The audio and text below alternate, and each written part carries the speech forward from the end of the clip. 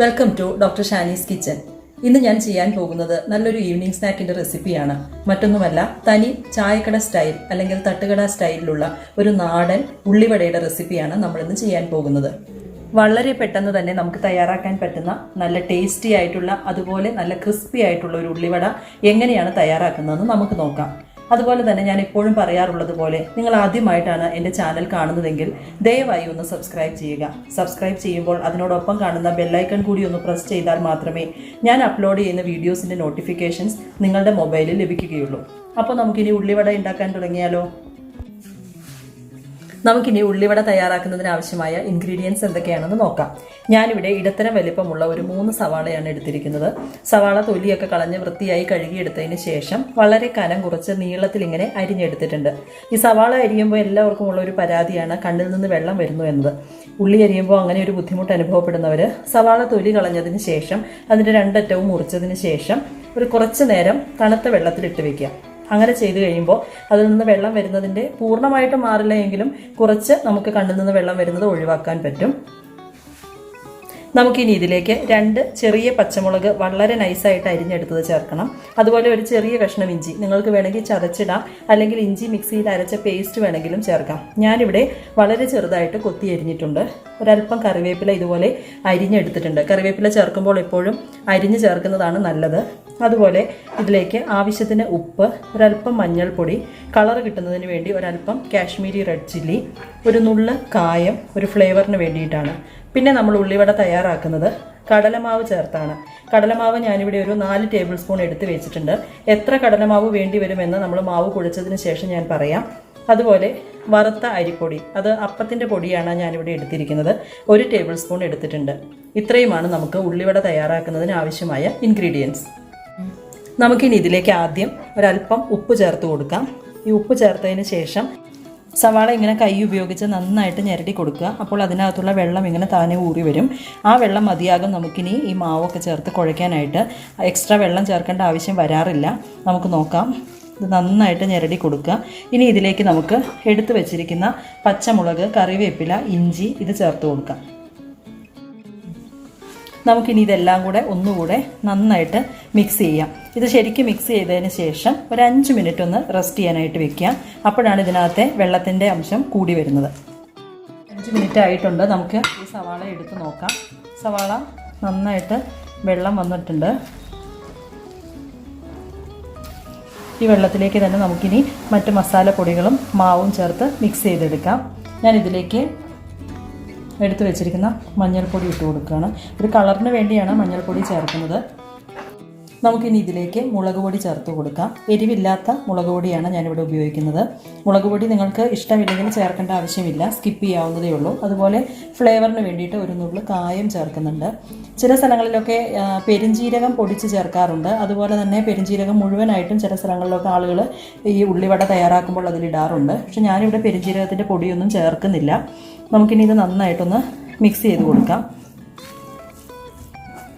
ഇനി നമുക്ക് ഇതിലേക്ക് എടുത്തു വെച്ചിരിക്കുന്ന അരിപ്പൊടി ചേർത്ത് കൊടുക്കാം. ഇവിടെ 1 ടേബിൾ സ്പൂൺ അരിപ്പൊടിയാണ് ഞാൻ എടുത്തിരിക്കുന്നത്. ഈ പൊടി ഇതിലേക്ക് ഇട്ട് കൊടുക്കാം. അരിപ്പൊടി അധികമായി കഴിഞ്ഞ് കഴിഞ്ഞാൽ ഭയങ്കര കട്ടിയായി പോകും നമ്മുടെ ഉള്ളിവട. അതുകൊണ്ട് അരിപ്പൊടി ചേർക്കുമ്പോൾ പ്രത്യേകം ശ്രദ്ധിക്കുക. ഇനി നമുക്കിതിലേക്ക് എടുത്തു വെച്ചിരിക്കുന്ന കടലമാവ് ചേർത്ത് കൊടുക്കാം. കടലമാവ് ഞാനിപ്പോൾ ഇത് മുഴുവൻ ചേർക്കുന്നില്ല, ഒരു 3 ടേബിൾ സ്പൂൺ ചേർത്ത് നോക്കാം. ആവശ്യമുണ്ടെങ്കിൽ മാത്രം ഇത് മുഴുവൻ ചേർത്താൽ മതി. ഇത് നന്നായിട്ട് മിക്സ് ചെയ്യാം. നന്നായിട്ട് മിക്സ് ചെയ്ത് കഴിയുമ്പോൾ നമുക്ക് ഏകദേശം ഇതിൻ്റെ അളവ് മനസ്സിലാകും. വെള്ളത്തിൻ്റെ അളവ് നമുക്ക് അഡ്ജസ്റ്റ് ചെയ്യാം. എക്സ്ട്രാ വെള്ളം വേണമെങ്കിൽ അന്നേരം ആഡ് ചെയ്താൽ മതി. നമ്മൾ ഈ ഉള്ളിവടയുടെ ബാറ്റർ തയ്യാറാക്കുമ്പോൾ എപ്പോഴും ഉള്ളി ആയിരിക്കണം കൂടുതൽ. മാവ് ജസ്റ്റ് ഒരു കോട്ടിംഗ് മാത്രമേ ഉണ്ടാവാൻ പാടുള്ളൂ. അങ്ങനെയാണ് നമ്മൾ ഒതൻറ്റിക് ആയിട്ടുള്ള ഉള്ളിവടയുടെ റെസിപ്പിയൊക്കെ ചെയ്യുന്നത്. നന്നായിട്ട് മിക്സ് ചെയ്ത് കൊടുക്കുക. നമ്മുടെ ഉള്ളിവടയുടെ ബാറ്റർ ഇവിടെ നന്നായിട്ട് റെഡിയായിട്ട് വന്നിട്ടുണ്ട്. എനിക്കിതിനകത്തോട്ട് 1 ടീസ്പൂൺ വെള്ളം എക്സ്ട്രാ ആഡ് ചെയ്യേണ്ടി വന്നു. അത്രയും മാത്രമേ ഞാനിവിടെ വെള്ളം അധികം ചേർത്തിട്ടുള്ളൂ. ഇത് നന്നായിട്ട് ഇവിടെ മിക്സ് ആയിട്ടുണ്ട്. നമുക്കിങ്ങനെ കയ്യിലെടുത്ത് കഴിയുമ്പോൾ കയ്യിൽ ഒന്ന് ഉരുട്ടിയെടുക്കാൻ പാകത്തിന് ഇത് കിട്ടണം. അതുപോലെ ഇരുന്നാൽ മതി. ഈ ഒരു കൺസിസ്റ്റൻസിയാണ് നമുക്ക് ചെയ്യാൻ എളുപ്പം. നമ്മൾ കടയിൽ നിന്നൊക്കെ വാങ്ങുന്ന, ചായക്കടയിൽ നിന്നൊക്കെ വാങ്ങുന്ന ഉള്ളിവട എപ്പോഴും വലിയ വലിപ്പത്തിലുള്ളതാണ്. പക്ഷെ ഞാൻ വീട്ടിൽ തയ്യാറാക്കുമ്പോൾ വളരെ ചെറിയ ഉള്ളിവടകളാണ് തയ്യാറാക്കാറ്.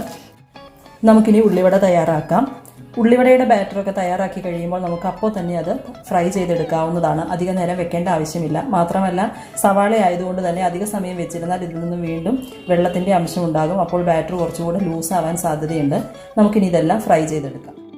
ഞാനിവിടെ ഒരു പാൻ അടുപ്പത്ത് വെച്ച് ഓയിൽ ഒഴിച്ചിട്ടുണ്ട്. ഓയിൽ ഇവിടെ നന്നായിട്ട് ചൂടായി വന്നിട്ടുണ്ട്. ഓയിലിൻ്റെ ചൂട് അറിയുന്നതിന് വേണ്ടിയിട്ട് ഞാൻ ബാറ്ററിൽ നിന്ന് ഒരു പീസ് ഉള്ളി എടുത്തിട്ടിട്ടുണ്ട്. ഇത് നന്നായിട്ട് ഇവിടെ മൊരിഞ്ഞ് വരുന്നുണ്ട്. ഇനി നമുക്ക് തയ്യാറാക്കി വെച്ചിരിക്കുന്ന ഉള്ളിവടയുടെ ബാറ്ററിൽ നിന്ന് ഓരോ ചെറിയ ഉരുളകളാക്കി ചെറുതായിട്ടൊന്ന് പരത്തിയതിന് ശേഷം നമുക്ക് എണ്ണയിലേക്ക് ഇട്ട് കൊടുക്കാം. ഞാനിവിടെ വളരെ ചെറിയ ഉള്ളിവടകളാണ് തയ്യാറാക്കുന്നത്. അതുകൊണ്ട് തന്നെ അത് വേഗം നന്നായിട്ട് മൊരിഞ്ഞ് കിട്ടുകയും ചെയ്യും. ഇനി നമുക്ക് ഒരു വശം മൂത്തതിന് ശേഷം തിരിച്ചും മറിച്ചും 2-3 പ്രാവശ്യം തിരിച്ചും മറിച്ചും ഇട്ട് നമുക്കത് നന്നായിട്ട് മൊരിച്ചെടുക്കാം. ഈ ഉള്ളിവട ഒരു നല്ല ഗോൾഡൻ ബ്രൗൺ കളറാകുമ്പോൾ നമുക്ക് എണ്ണയിൽ നിന്ന് എടുത്ത് മാറ്റാം. കാരണം ഇത് പുറത്ത് കോരിയെടുത്തതിന് ശേഷം അല്പസമയം കഴിയുമ്പോൾ ഇതിൻ്റെ കളറ് കുറച്ചുകൂടി ഡാർക്കായിട്ട് പോകാൻ സാധ്യതയുണ്ട്. അപ്പോൾ ഒരുവിധം ഒരു നല്ല ഗോൾഡൻ കളർ കിട്ടുമ്പോൾ തന്നെ നമുക്കിത് എണ്ണയിൽ നിന്നും എടുത്ത് മാറ്റാം. ഫ്ലെയിം എപ്പോഴും ഒരു ലോ ടു മീഡിയം ആയിട്ട് മെയിൻറ്റെയിൻ ചെയ്യാൻ ശ്രദ്ധിക്കണം. ഹൈ ഫ്ലെയിമിൽ ഇട്ട് കഴിഞ്ഞ് കഴിഞ്ഞാൽ ഉള്ളിവട ആയതുകൊണ്ട് തന്നെ വേഗം കരിഞ്ഞു പോകാൻ സാധ്യതയുണ്ട്. ഇത് നല്ല കളർ കിട്ടി നമുക്കിനി വറുത്ത് കോരാം. ഞാനിനി ഇവിടെ ചായക്കട സ്റ്റൈലിൽ നമുക്ക് വലിയ ഉള്ളിവട എങ്ങനെയാണ് തയ്യാറാക്കുന്നതെന്ന് കാണിക്കുന്നുണ്ട്. നിങ്ങൾക്ക് കാണിക്കാൻ വേണ്ടി ഞാൻ 2 മാത്രമേ ഇവിടെ ചെയ്യുന്നുള്ളൂ. നമ്മുടെ കൈയുടെ വെള്ളയിൽ ഒരല്പം വെള്ളം നനച്ചതിന് ശേഷം ബാറ്റർ എടുത്ത് നല്ല ഉരുളയാക്കിയതിന് ശേഷം അത് കനം കുറച്ച് നന്നായിട്ടൊന്ന് പരത്തിയെടുക്കുക. ഷേപ്പാക്കി എടുത്തതിന് ശേഷം ഇതുപോലെ എണ്ണയിലേക്ക് ഇട്ട് കൊടുക്കുക. ഇതും ആദ്യം നമ്മൾ ചെയ്തതുപോലെ തന്നെ ഒരു സൈഡ് മൊരിഞ്ഞു വരുമ്പോൾ മറിച്ചിട്ട് 2 സൈഡും നല്ല ഗോൾഡൻ കളർ ആവുന്നത് വരെ ഫ്രൈ ചെയ്തതിന് ശേഷം എണ്ണയിൽ നിന്ന് നമുക്ക് എടുത്തു മാറ്റാം.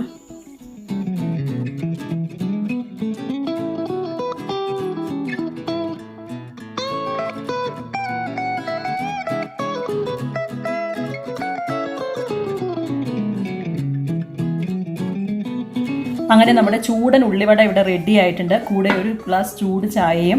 എല്ലാവരും ചൂടനെ തന്നെ കഴിച്ചോളൂ. ഇതുവരെ ട്രൈ ചെയ്ത് നോക്കാത്തവർ ഈ റെസിപ്പി തീർച്ചയായും ട്രൈ ചെയ്യുക. നിങ്ങൾക്ക് എല്ലാവർക്കും വളരെ ഇഷ്ടമാകും. ഈ വീഡിയോ നിങ്ങൾക്ക് ഇഷ്ടമായാൽ ലൈക്ക് ചെയ്യാനും ഷെയർ ചെയ്യാനും അതുപോലെ ട്രൈ ചെയ്തിട്ട് കമൻറ്റ്സ് അറിയിക്കാനും മറക്കരുത്. Thank you for watching my video.